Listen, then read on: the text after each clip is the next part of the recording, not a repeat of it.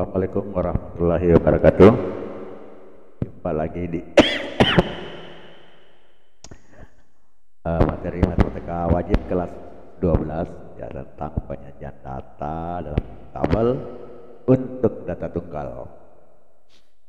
Penyajian data dalam bentuk tabel untuk data tunggal. Data tunggal dapat disajikan dalam bentuk pertama ada daftar atau tabel, kedua ada namanya piktogram, ketiga ada namanya diagram batang, dan keempat ada namanya diagram garis baris ya. Jadi ini kita lihat gambarnya secara sepintas ya. Daftar atau tabel. Penyajian data tunggal dalam daftar atau tabel dinamakan tabel distribusi tunggal yang langsung melibatkan frekuensinya ya, frekuensi masing-masing data. Seperti ini. Contoh data ulangan harian matematika dari 30 siswa kelas 4 SD. 7, 88, 77, 5, 98, 98 dan seterusnya sampai 86. Nah, dari kumpulan data di atas disusunlah bentuk dalam bentuk tabel. Nah, jadi kita akan menyusun angka-angka tersebut dalam bentuk tabel. Ya. Yang pertama kita perhatikan adalah frekuensi. Tanya nilai 5 muncul sebanyak 2, artinya frekuensinya itu adalah 2. Yang nilai 6 muncul 5 sehingga frekuensinya 5. Begitu juga dengan nilai 7, 8 dan 9. Di sini kelihatan bahwa nilai 8 yang muncul sebanyak 10 kali, frekuensi yang paling tinggi.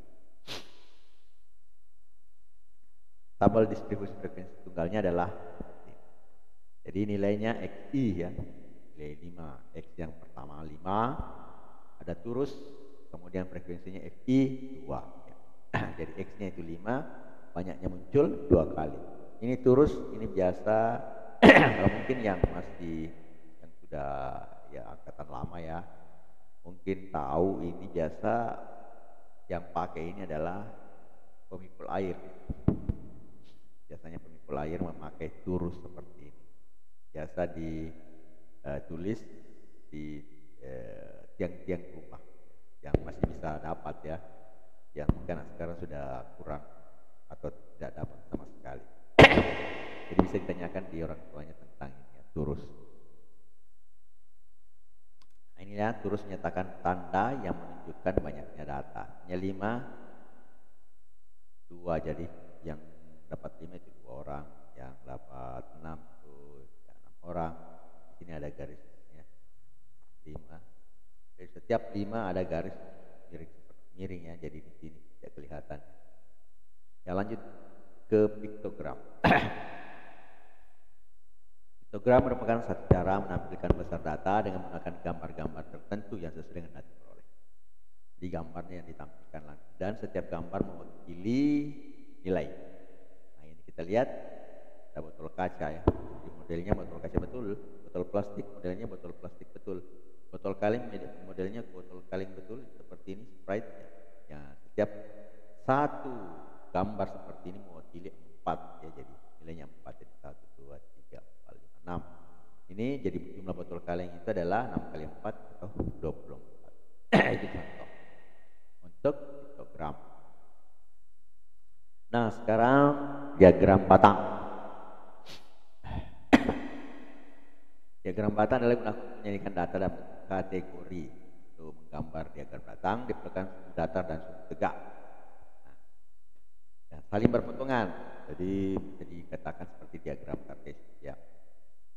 Ada 2 yaitu vertikal dan horizontal. Untuk diagram vertikal. Ya, contohnya seperti ini, ada petani jumlahnya 7, pedagang jumlahnya 10, guru jumlahnya 8, jumlahnya 5, pegawai swasta jumlahnya 15. Jadi bentuk diagramnya secara vertikal seperti ini. Atau mungkin kita bisa balik ya. Ya, sisi petani, pedagang, buruh, swasta itu menjadi di sini menggantikan 0246 ini, kemudian 0246 sampai 16 itu di bawah. Dia akan menjadi diagram horizontal. Contoh, nah ini nilai rata-rata jadi tahunnya di sebelah, kemudian nilai rata-ratanya di bawah. Tahun 2015 rata-rata 8,55 ya. 2014 7,45 ya. 2010 7,55 dan seterusnya.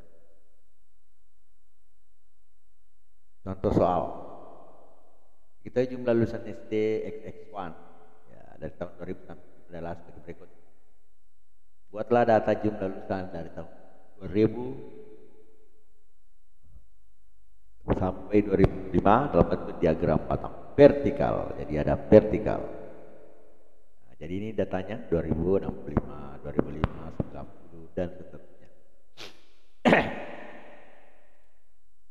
Nah, kita lihat 2065, 2010, 2006, 60. Jadi sudah kelihatan tadi ya. 90, 2005, 2004, 95, 2006. 2006 ya pas. Jadi ini namanya diagram batang vertikal ya. Nah, sekarang diagram garis. Merupakan diagram yang digunakan terutama untuk mewakili data yang diambil secara berkala dari waktu ke waktu selama interval waktu tertentu. Jadi sama saja dengan yang lainnya. Cuma bentuknya ini akan berupa garis. Ya, kita lihat dulu contoh. Secara umum diagram garis sering digunakan untuk melihat perubahan atau pertumbuhan sesuatu secara berkelanjutan. Mirip diagram batang. Diagram ini pun juga menggunakan sumber horizontal, vertikal, yang saling berpotongan tegak lurus satu sama lain. Ini contohnya ya. Lebih jelasnya coba diperhatikan di bawah. Pada akhir 1995 sampai 2004, dealer mobil selalu mencatat jumlah mobil yang dijual sebagai berikut laporannya. 95 15 mobil, 98 21 2001 32 2004 15 ya, jadi kelihatan jumlah mobil yang terjual. Nah, untuk membuatnya ada dua ini, ada tahun dan jumlah mobil yang terjual. Jadi kalau kita lihat, nah seperti ini. Tahun di bawah sampai 2004, kemudian jumlah mobil yang terjual di bagian samping ya. Yang vertikal. Jadi pada saat 95 15 20 berapa ini? 97, 99 sampai ini 30 ya tahun 2001 dan kembali 15 pada tahun 2004. Ini laporannya kelihatan seperti gunung-gunung ya.